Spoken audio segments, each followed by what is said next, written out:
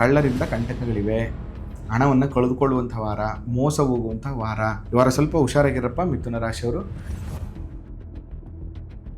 9, 3, 12 ಕವಡೆ ತುಲಾರಾಶಿಯವ್ರಿಗೆ. 12 ಕವಡೆ ಹೇಳ್ತಾ ಇದೆ ವಾರ ಚೆನ್ನಾಗಿಲ್ಲ.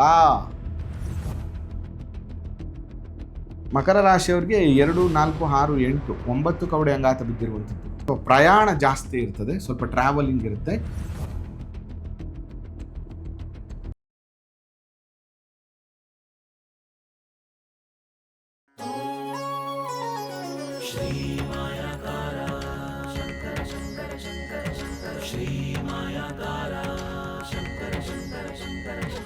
ಶ್ರೀ ಗುರುಭ್ಯೋ ನಮಃ. ಮಾಯಕಾರ ಪ್ರಭುವೇ ನಮಃ. ಗಣೇಶ ದೇವಿ ವಾಗ್ದೇವಿ ಮಮ ವಾಕ್ಯ ಸಿದ್ಧಿ ಕುರುಕುರು ಸ್ವಹ. ಓಂ ನಮೋ ಭಗವತಿ ಚಾಮುಂಡೇಶ್ವರಿ ಮಲಯಾಳ ಸ್ವರೂಪಿಣಿ ಸರ್ವಸಿದ್ಧಿಕಾರಿಣಿ ಸತ್ಯಂ ಬ್ರೂಹಿ ಸ್ವಹ. ನಮಃ ಶಿವಾಯ ನಮಃ ಶಿವಾಯ ನಮಃ ಶಿವಾಯ. ವಾರ ಭವಿಷ್ಯಕ್ಕೆ ನಿಮ್ಮೆಲ್ಲರಿಗೂ ಕೂಡ ಆತ್ಮೀಯವಾಗಿರುವಂತಹ ಸ್ವಾಗತ. ನೀವೆಲ್ಲರೂ ಕೂಡ ಕಾಯ್ತಾ ಇರ್ತೀರಿ. ನಾನು ಯಾವಾಗಲೂ ಹೇಳ್ತೇನೆ ಏನಂದರೆ ಜಾತಕಗಳು ಕೂಡ ಬಹಳ ಮುಖ್ಯ ಆಗುತ್ತೆ. ಜಾತಕದ ದಶಾಭುಕ್ತಿಗಳು ಬಹಳ ಮುಖ್ಯ ಆಗ್ತದೆ. ಅದರ ಜೊತೆಗೆ ಗೋಚಾರ, ಶಕುನ, ಕವಡೆ ಇದ್ರ ಮುಖಾಂತರ ಕೊಡುವಂತಹ ಫಲಾಫಲಗಳನ್ನು ಕೂಡ ನಾವು ಜೊತೆಗೆ ಸೇರಿಸ್ಕೊಂಡಾಗ ಅದರ ಫಲಾಫಲಗಳು ಅಂದರೆ ಪಾಸಿಟಿವ್ ಇರ್ಬೋದು, ನೆಗೆಟಿವ್ ಇರ್ಬೋದು, ಅದರ ತೀವ್ರತೆ ಎಷ್ಟಿರುತ್ತೆ ಅನ್ನುವಂಥದ್ದು ಗೊತ್ತಾಗುತ್ತೆ. ಅದರಿಂದ ನೀವು ವಾರ ಭವಿಷ್ಯವನ್ನು ನೋಡೋದ್ರ ಜೊತೆಗೆ ಸಮಯ ಸಿಕ್ಕಾಗ ನಿಮ್ಮ ಜಾತಕಗಳ ಪರಿಶೀಲನೆಯನ್ನು ಕೂಡ ಮಾಡಿಸ್ಕೊಳ್ಳುವಂಥದ್ದು ತುಂಬ ಒಳ್ಳೆಯದು. ಈ ವಾರ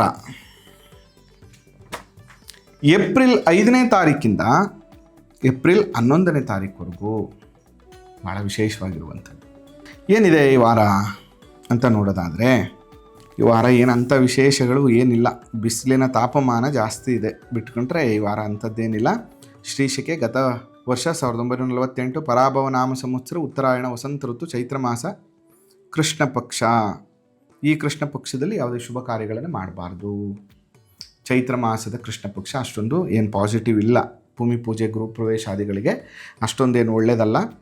ಅದ್ರ ಬಗ್ಗೆ ಗಮನ ಹರಿಸಿ. ಈ ವಾರ ಏನಂಥ ವಿಶೇಷತೆಗಳೇನಿಲ್ಲ. 10ನೇ ತಾರೀಕು ಪೂರ್ವಭದ್ರ 4ಕ್ಕೆ ಮೀನರಾಶಿಗೆ ಬುಧ ಸಂಚಾರ ಮಾಡ್ತಾ ಇದ್ದಾರೆ ಬಿಟ್ಕೊಂಡ್ರೆ ಅಂಥ ವಿಶೇಷ ಏನು ಈ ವಾರ ಇಲ್ಲ. ಹಾಗಾದರೆ ಮೊದಲನೇದಾಗಿ ಮೇಷರಾಶಿಯವ್ರಿಗೆ ಏನಿದೆ ಅಂತ ನೋಡ್ಬಿಡೋಣ.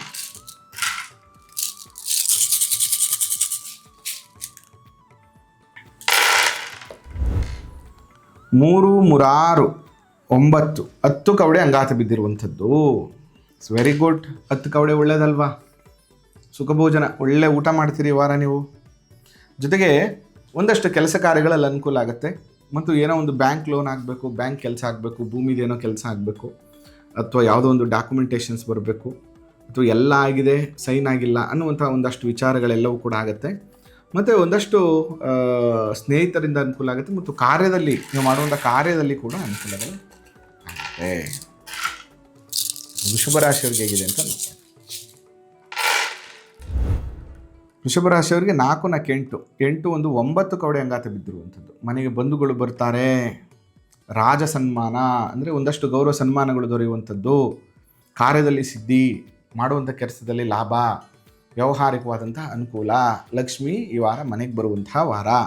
100% ಈ ವಾರ ವೃಷಭ ರಾಶಿಯವರಿಗೆ ನೀವು ಮಾಡುವಂಥ ಕೆಲಸ ಕಾರ್ಯಗಳಲ್ಲಿ ಅನುಕೂಲ ಆಗುತ್ತೆ. ಮಿಥುನ ರಾಶಿಯವ್ರಿಗೆ ಹೇಗಿದೆ ಅಂತ ನೋಡೋಣ. ಮಿಥುನ ರಾಶಿಯವ್ರಿಗೆ 5, 10, 12 ಕವಡೆ ಅಂಗಾತ ಬಿದ್ದಿರುವಂಥದ್ದು. ಕಳ್ಳರಿಂದ ಕಂಟಕಗಳಿವೆ, ಹಣವನ್ನು ಕಳೆದುಕೊಳ್ಳುವಂಥ ವಾರ, ಮೋಸ ಹೋಗುವಂಥ ವಾರ, ದುಡ್ಡು ಸಿಕ್ಕಾಕೊಳ್ಳುವಂಥ ವಾರ, ವ್ಯವಹಾರದಲ್ಲಿ ಅನಾನುಕೂಲವಾದಂಥ ವಾರ, ಒಂದಷ್ಟು ಕಿರಿಕಿರಿ, ಆತ್ಮೀಯರ ಜೊತೆ ಜಗಳ ಕಿರಿಕಿರಿ ಆಗುವಂಥ ವಾರ. ಈ ವಾರ ಸ್ವಲ್ಪ ಹುಷಾರಾಗಿರಪ್ಪ ಮಿಥುನ ರಾಶಿಯವರು. ನೀವು ಮಾಡಬೇಕಾಗಿರುವಂಥದ್ದು ಇಷ್ಟೇ, ಸ್ವಲ್ಪ ಪ್ರತಿದಿನ ಸ್ನಾನ ಮಾಡುವಾಗ ಸ್ವಲ್ಪ ತುಳಸಿ ಎಲೆಯನ್ನು ಹಾಕ್ಕೊಂಡು ಸ್ನಾನ ಮಾಡಿ ವಿಷ್ಣು ಸಹಸ್ರನಾಮವನ್ನು ಹೇಳೋದು ಅಥವಾ ಕೇಳೋದು ಏನಾದರೂ ಒಂದು ಮಾಡ್ಕೊಳ್ಳಿ, ಅನುಕೂಲ ಆಗುತ್ತೆ. ಇನ್ನು ಕರ್ಕಾಟಕ ರಾಶಿಯವ್ರಿಗೆ ಹೇಗಿದೆ ಅಂತ ನೋಡೋಣ. ಕರ್ಕಾಟಕ ರಾಶಿಯವರಿಗೆ 2, 4, 6 ಕವಡೆ ಅಂಗಾತ ಬಿದ್ದಿರುವಂಥದ್ದು. ಧನಹಾನಿಯು,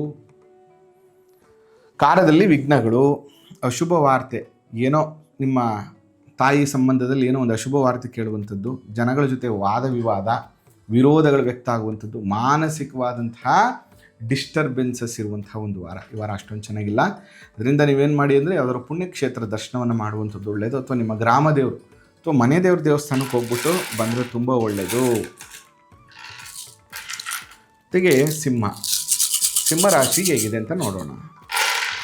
ನೋಡಿ, ಸಿಂಹರಾಶಿಯವ್ರಿಗೆ 3, 3, 6, 3, 9, 9, 12, 2, 14 ಕವಡೆ ಅಂಗಾತ ಬಿದ್ದಿರುವಂಥದ್ದು.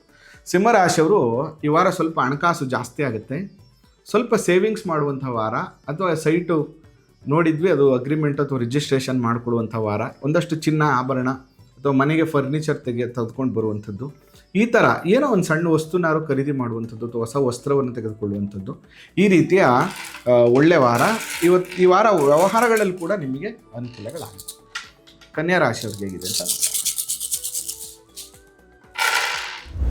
ನೋಡಿ. ಕನ್ಯಾ ರಾಶಿಯವ್ರಿಗೆ 4, 4, 8, 8, 3, 11 ಕವಡೆ ಅಂಗಾತ ಬಿದ್ದಿರುವಂಥದ್ದು. ಕಷ್ಟ ಉಂಟು, ವಾರದ ಕೊನೆಯಲ್ಲಿ ಸುಖ ಉಂಟು. ಕಾರ್ಯವನ್ನು ಎಚ್ಚರಿಕೆಯಿಂದ ಮಾಡಲಿಲ್ಲ ಅಂದರೆ ಧನ ಮಾನ ಹಾನಿ ಆಗುತ್ತೆ, ವ್ಯಾವಹಾರಿಕವಾಗಿ ನಷ್ಟ ಆಗುತ್ತೆ, ಕೌಟುಂಬಿಕವಾದಂಥ ಒಂದಷ್ಟು ಕಿರಿಕಿರಿ ಉಂಟಾಗ್ತದೆ. ಯಾವುದೋ ಹೆಣ್ಣಿನ ವಿಚಾರದಲ್ಲಿ ಗಂಡು ಮಕ್ಕಳಿಗೆ ಸ್ವಲ್ಪ ನೋವು ಉಂಟಾಗುವಂಥ ಒಂದು ಪರಿಸ್ಥಿತಿ ಇರ್ತದೆ. ಸ್ವಲ್ಪ ಎಚ್ಚರಿಕೆಯಿಂದ ನೀವು ಇರಬೇಕು.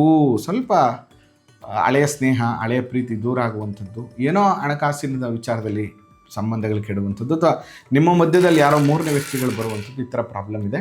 ಈ ವಾರ ಸ್ವಲ್ಪ ಎಚ್ಚರಿಕೆಯಿಂದ ಇರಿ. ನೀವು ಮಾಡಬೇಕಾಗಿರುವಂಥದ್ದು ಏನಂತಂದರೆ ಶ್ರೀರಾಮ ಮಂತ್ರವನ್ನು ಜಪ ಮಾಡಬೇಕು ಈ ವಾರ. ಶ್ರೀರಾಮ ಮಂತ್ರ ಜಪ ಮಾಡೋದ್ರಿಂದ ಈ ಡಿಸ್ಟರ್ಬೆನ್ಸ್ ಎಲ್ಲ ಕಮ್ಮಿ ಆಗುತ್ತೆ. ಇನ್ನು ತುಲಾರಾಶಿಯವ್ರಿಗೆ ಹೇಗಿದೆ ಅಂತ ನೋಡೋಣ.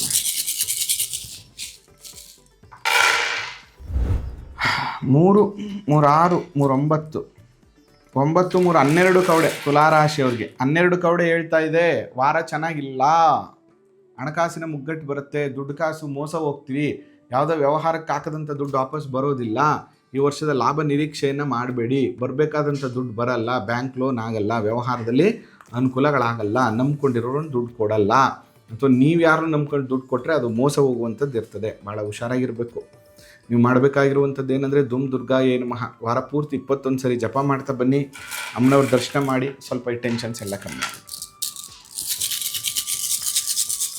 ಇನ್ನು ವೃಶ್ಚಿಕ ರಾಶಿಯವ್ರಿಗೆ ಹೇಗಿದೆ ನೋಡೋಣ.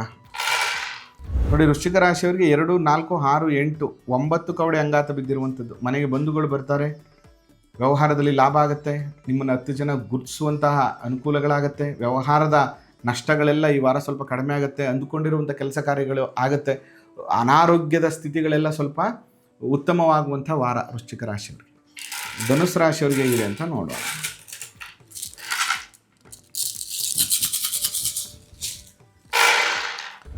ಎರಡು, 4, 6, 8, 10, 12, 13 ಕವಡೆ ಅಂಗಾತ ಬಿದ್ದಿರುವಂಥದ್ದು. ಸರ್ಕಾರದಿಂದ ಸಹಾಯ, ಧನಲಾಭ, ವ್ಯವಹಾರದಲ್ಲಿ ಅನುಕೂಲ, ಅಂದುಕೊಂಡಂಥ ಕೆಲಸ ಕಾರ್ಯಗಳಲ್ಲಿ ಅನುಕೂಲ, ಮತ್ತು ಸ್ನೇಹಿತರಿಂದ ಅನುಕೂಲ, ಮತ್ತು ಭಾಳ ಮುಖ್ಯವಾಗಿ ಯಾರ ಹತ್ರನೋ ದುಡ್ಡನ್ನು ನಂಬ್ಕೊಂಡಿದ್ದೀರಾ, ಅಥವಾ ಏನೋ ಒಂದು ಮನೆ ಕಟ್ಟಬೇಕು, ಅಗ್ರಿಮೆಂಟ್ ಹಾಕಬೇಕು, ಅಥವಾ ಯಾವುದೋ ಒಂದು ಸಾಲ ತೀರಿಸಬೇಕು, ಈ ಥರ ದುಡ್ಡುಗಳು ಬರುವಂಥದ್ದು. ಈ ವಾರ ನೀವು ಅಂದ್ಕೊಂಡಂಥ ಕೆಲಸ ಕಾರ್ಯಗಳಲ್ಲಿ ಲಾಭವನ್ನು ನಿರೀಕ್ಷೆ ಮಾಡ್ಬೋದು. ಹೊಸ ಸ್ಟಾರ್ಟಪ್ಗಳಿದ್ದರೆ ಈ ವಾರ ಆ ಮೀಟಿಂಗ್ಸ್ಗಳು ಕೂಡ ನಿಮಗೆ ಸಕ್ಸಸ್ ಆಗುತ್ತೆ, ಮತ್ತು ಕೆಲಸ ಹುಡುಕ್ತಾ ಇರುವಂಥವ್ರಿಗೆ ಈ ವಾರ ಕೆಲಸ ಆಗುವಂಥ ಯೋಗ ಖಂಡಿತವಾಗ್ಲೂ ಇದೆ. ಇನ್ನು ಮಕರ ರಾಶಿಯವ್ರಿಗೆ ಹೇಗಿದೆ ನೋಡೋಣ. ಮಕರ ರಾಶಿಯವ್ರಿಗೆ 2, 4, 6, 8, 9 ಕವಡೆ ಅಂಗಾತ ಬಿದ್ದಿರುವಂಥದ್ದು.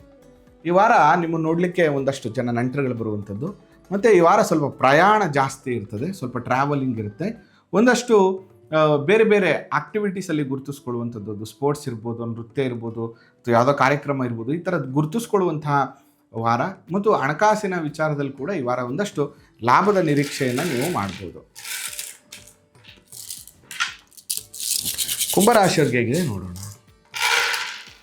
ನೋಡಿ, ಕುಂಭರಾಶಿಯವ್ರಿಗೆ 3, 3, 6, 6, 3, 9, 9, 3, 12, 12, 3, 15 ಕವಡೆ ಅಂಗಾತ ಬಿದ್ದಿರುವಂಥದ್ದು ಕುಂಭರಾಶಿಯವ್ರಿಗೆ.